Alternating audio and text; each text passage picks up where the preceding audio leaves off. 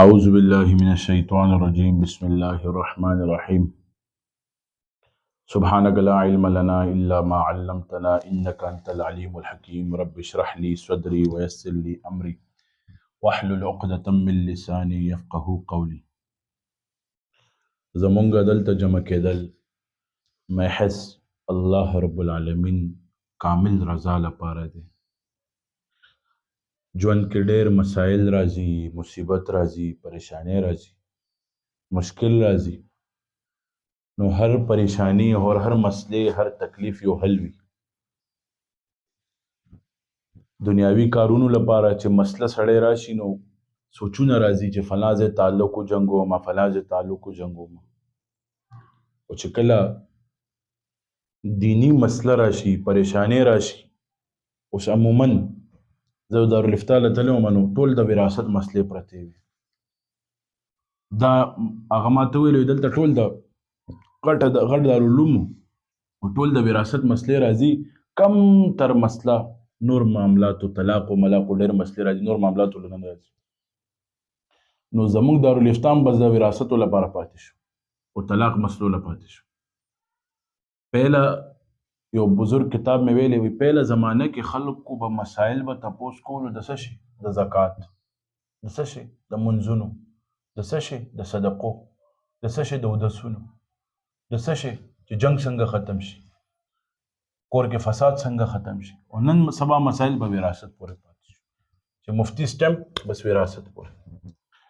نو زمونږ مسایل چې کله زمونږ ژوند کې راشي نو موږ هغې حل کولو کوشش کوو چې دا حل شي. په کم طریقه حل کوو خو حل کولو طرف ته ځو. چې زمونږ ژوند کې بې سکوني راشي نو موږ جماعت طرف ته رخ نه کوو.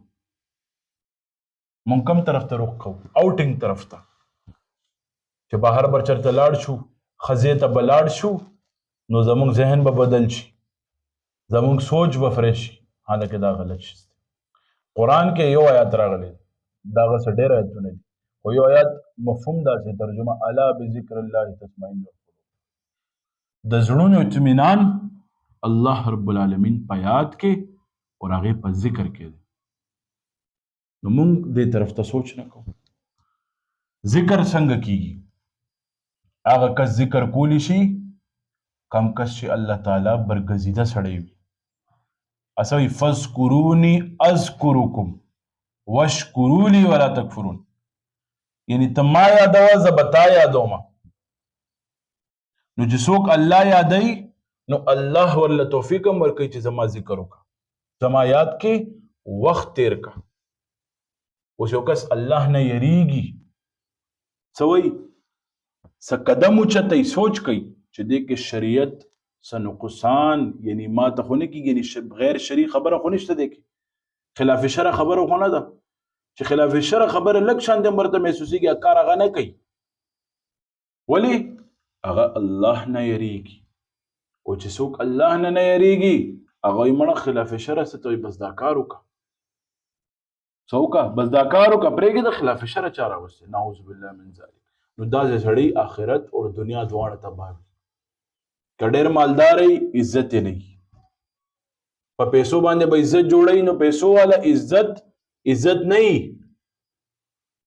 کم شیز په پیسو ملاویږي هغه نعمت نه وي. او پیسه غټ نعمت دی خو حلال پیسه غټ نعمت دی، حرام نه دی. حرام که 1 روپۍ وي که 10 روپۍ وي که 1000 روپۍ وي نیول کېږي به، او حلال پیسه غټ نعمت دی.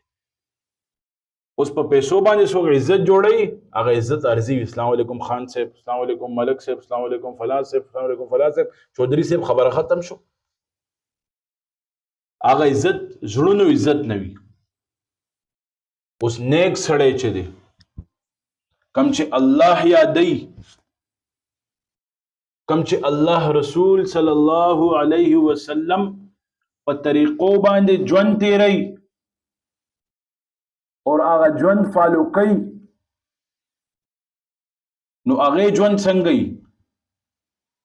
سحر چې پاسیږي نو فرشته آسمان باندې اعلان کوي، الله تعالی فرشتو ته وایي دې کس سره دا فلا بن فلا دې سره زمینه کوم تا څومره سره مینه کوئ نو فرشتې هغه اعلان واوري چې څنګه واوري بیا ځمکې ته راکوشي چې ځمکې ته راکوشي نو ټول ځایونو کې اوازونه وي چې فلا فلا سره الله مینه کوي تاسو دې سره مینه کوئ نو هغې مینه الله رب العالمین د خلکو زړونو کې واچوي چې چرته ځي خلکو باندې خوږ لګي خلک وایي که نه فلا عالم فلا بزرگ فلا شیخ ډېر ښایسته مخ و ډېر ښکلی مخ و خندا والا مخ و اصل کې هغه الله سره مینه کوي نو فرشتو ته اعلان شوي وي حکم شوي وي تاسو ټول مخلوق کې دا خبره خور کوي چې زه دې سره مینه کوم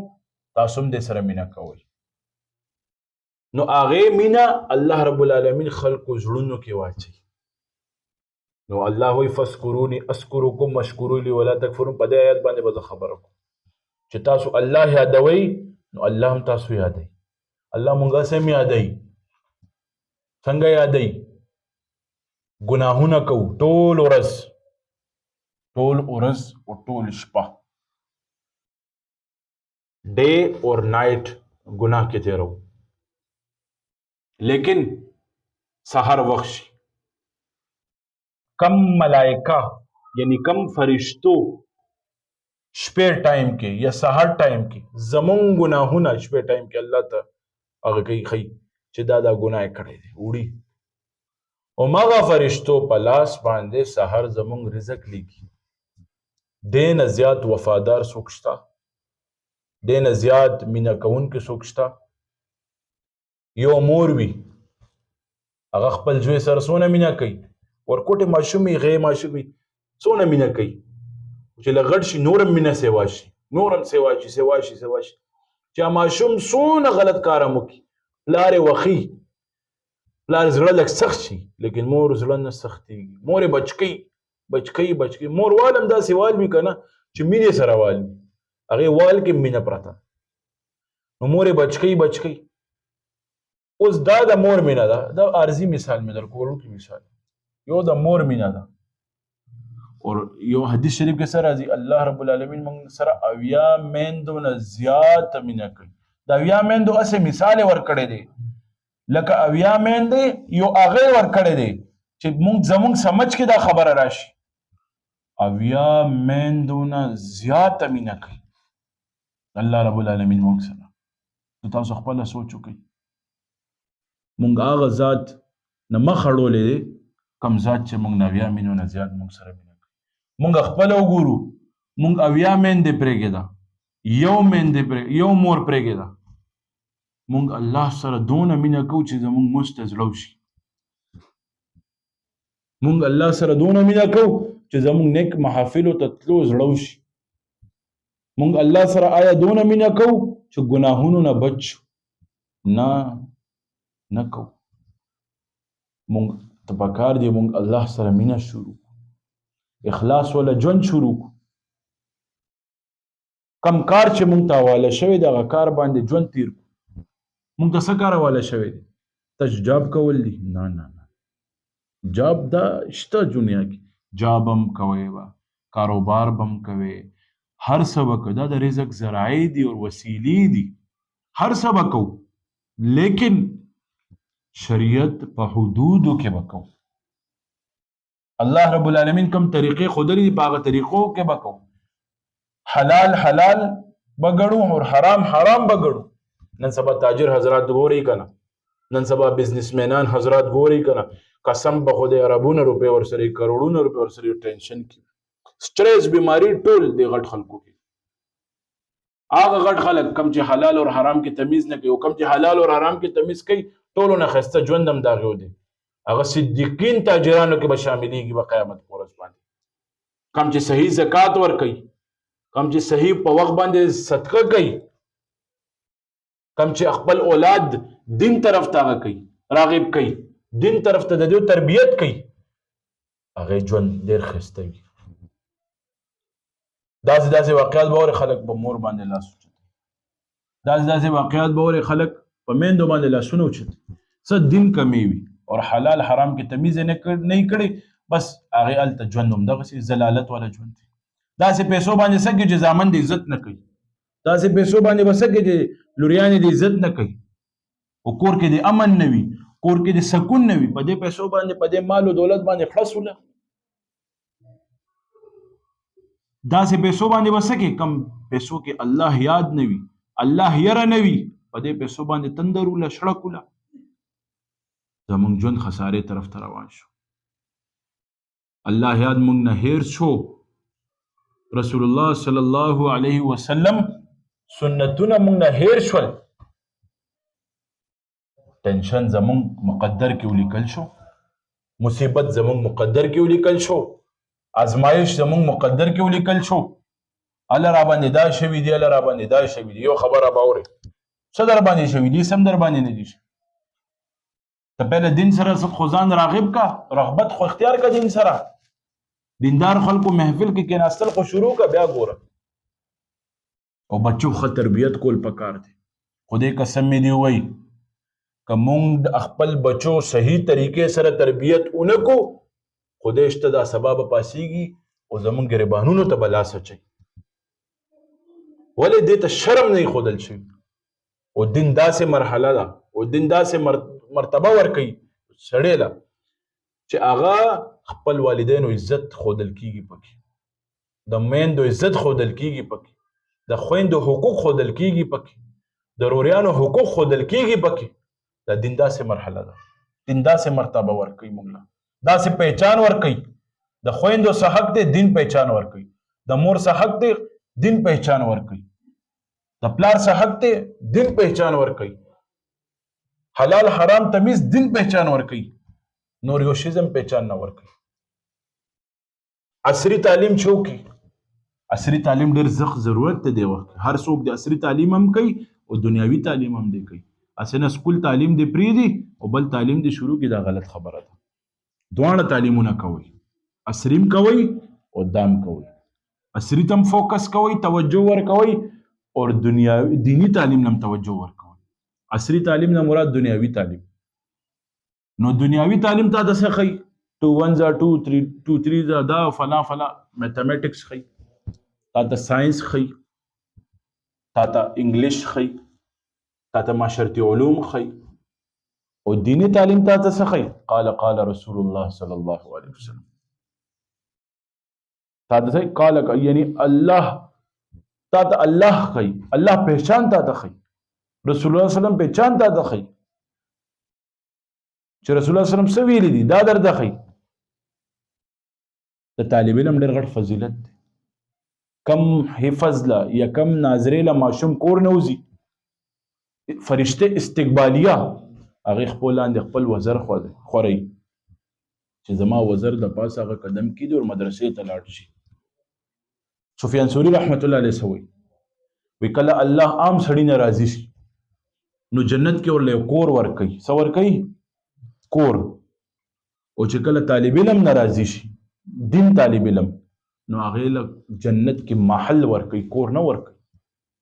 څه ورکوي؟ محل ورکوي. د طلباو ډېر فضیلت دی. نن مونږ خپل ماشوم ته عصري تعلیم ته فوکس کوو، توجه کوو. ماشوم پیدا شي اول دا سوچ وي چې دې ته به کوم ځای سبق ښیو. اسکولونه سوچونه، اسکولونو باره کې مشورې، لیکن مدرسو باره کې مشورې نه کوو. زه د اسکولونو تعلیم مخالفت نه کوم، لیکن زه یم اسکول تعلیم سره دینی تعلیم هم زده کول فرض دی. چې تش دې به اسکول زده کو، خدای قسم مې دی سبا ستا عزت نه کوي، سبا ستا قدر نه کوي. او اسکول تعلیم سره سره دینی تعلیم درته ښودل، سبا به ستا عزت څه چې ستا خپې به ښکلوي، ستا لاسونه به ښکلوي. دا زما خبرې لمحه فکریه دي تاسو لپاره چې تاسو دا خبره اورئ، په دې باندې عمل وکړئ، سوچ وکړئ. یعنې سبا به د سر نه اوبه به تلي او وخت به تېر شوي، بیا به سبب نشي کولی. ماشومانو له ښه تربیت ورکوي. نن سبا څه کوو؟ موږ ماشوم له لاس کې موبایل ورکوو، نو هغې ذهن خو لاړو، اټومیټک کون ذهن شو، بیا په وظیفو باندې نه سمیږي. چې کله پورې تا ورته عملي تربیت نه کړي، چې عملي تربیت وکړي، ماشوم خپل به سم شي. اوس همدغسې ماشومان چې کوم زمونږ کور کې دي، هغې هم دیني تربیت کول پکار دی، ورکول پکار دی. هغې دیني تربیت کول پکار دی. څنګه به دیني تربیت به کوو؟ هغې ته به پرده ښیو، هغې ته به د امهات المؤمنین ژوند به ښیو، د صحابیاتو ژوند به ښیو، نو هغه به هم خپله به ورو ورو لین ته به راشي. نو الله مونږ چې به الله یادو نو الله به مونږ یادوي، خو الله مونږ سم یادوي. وګورئ هر انسان باندې یو حال راځي، یو تکلیف راځي، بعضې وخت داسې تکلیف راشي هغه چاته نشي بیانولی، چې بیان کې خلک ورنه خنداګانې جوړوي، لیکن دې وخت کې هغه څه الله طرف ته رجوع کوي، الله ته وایي یا الله بس ته یې ورځه یم، دا زما مسله ختم کړي، زما تکلیف ختم کړي. خپل یو رهبر وي، یو شیخ وي، یو پیر وي، هغه نه رهنمایي اخلي، ذکر اذکار کې څه کې ذکر اذکار کې، سلوک کې، تصوف کې، تزکیه نفس کې، نو هغه خپل ژوند ورو ورو سمولو طرف ته بوځي او ژوند سموي. ګناهونه شوي دي، هر چا نه کېږي. خلق الانسان ضعیفا، انسان ډېر کمزوری دی، ضعیف دی، قدم په قدم ته ګناه کېږي، قدم قدم خطا کېږي. خو داسې خو نه ده یو کس په ګناه وګوره ټول دنیا ته چې دی نه ګناه شوی. وګوره که یو کس عیب مونږ خلکو ته وښودلو، یو عیب یعنی یو ګناه، نو هغه ټیم پورې به مونږ له مرګ نه راځي کله پورې هغه عیب کې مونږ خپله نه یو مبتلا شوي. ګناه شوی دی، هر چا نه به شوي، غټ دی که ورکوټی دی. زما نظریه خپل ځای ده، زه تنګ مزاج نه یم، تنګ نظر نه یم، زه هر چا ته یم چې توبه وباسي، بس توبه وباسي. ګناه شوی دی هر څه شی الله به دې معاف کوي. توبه دې غټ ګناه دې غټ کړي، توبه هم غټ وباسي، یعنې ډېر وخت وباسه، هر وخت وباسه. هسې هم سړی استغفار دی وایي، درود شریف کثرت سره وایي، خدای شته چې دا ګناهونه ور هر څه به معاف کېږي. نو خپل ژوند کې استغفار و معمول جوړ کړو، درود شریف و معمول جوړ کړو، او یو خپل شیخ او رهبر سره واسطه جوړ کړو. او چې کله شیخ او رهبر سره واسطه جوړ شي، بس همغه د شیخ دی، بیا د بل څوک شیخ نشي جوړېدلی. سړی کله دلته ځي، کله اخوا ځي، کله مخکې ځي، کله وروسته ځي. دا ژوند ښه نه وي، نه ورته څه حاصلېږي. وایي نه ادھر کې رہے نه ادھر کې رہے، نه د دې ځای پاتې شو او نه د دې ځای پاتې شو، نه خدا مله، نه خدای ملو شو، نه وصال سنم هیڅ هم ملو نه شو، نه ادھر کې رہے نه ادھر کې رہے هم، نه خدا ملا نه وصال سنم. نو خپل ژوند کې تبدیلی راوستل پکار دی. کله پورې مونږ ځان نه بدلول غواړو، خدای شته چې یو قسم مونږ نشي بدلولی. خپل ژوند کې تبدیلی راوستل غواړي، خپل ژوند کې معمولات او اهتمام، معمولات څه ته وایي، اسکار او شیډول جوړول پکار دی. خپل ژوند کې سنتونو هغه پکار دی، شپې ازاله وکړو چې کم کار سنت نه بغیر شوی دی، کم کار ګناهونو سره شوی دی، کم کار ګناهونو نه بغیر شوی دی. خدای شته ژوند به مسان شي.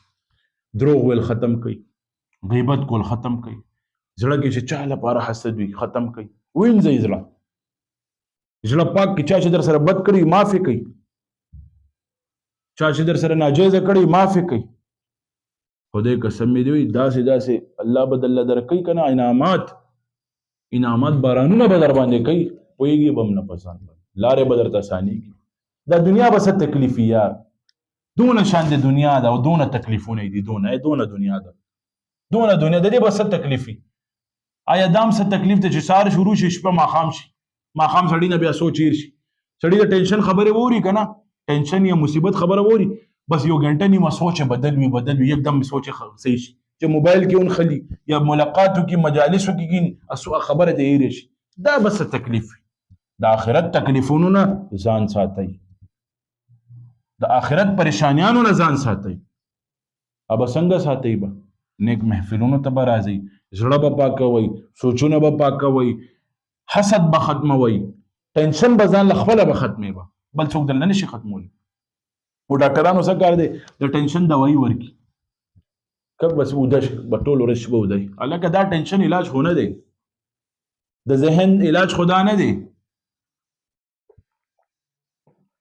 چې شپه ورځ ټینشن وي او دوايي دې خوړلې شپه ورځ ته اوده. ټینشن علاج خدا نه دی. ټینشن علاج قرآن کریم تلاوت دی. ټینشن علاج شیخ په صحبت کې تلل دي، شیخ صحبت کې وخت وستل دي. دا ټینشن علاج د ذکر کول دي، اذکار کول دي، قرآن ویل دي. الله رب العالمین دې موږ نه راضي شي او خپل زړه پاک کړي. الله ډېر اسانه سره راضي کی. خدای قسم می دی وي ټول په جمع باندې یو ځل وي یا الله ما معاف کړي والله خود اشته الله معاف کړي.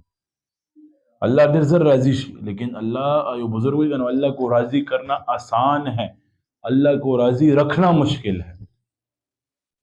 امانت اغستل بل نه آسان وي، امانت سنبالول اور امانت کی خیانت نه کول دا ډېر ګران وي.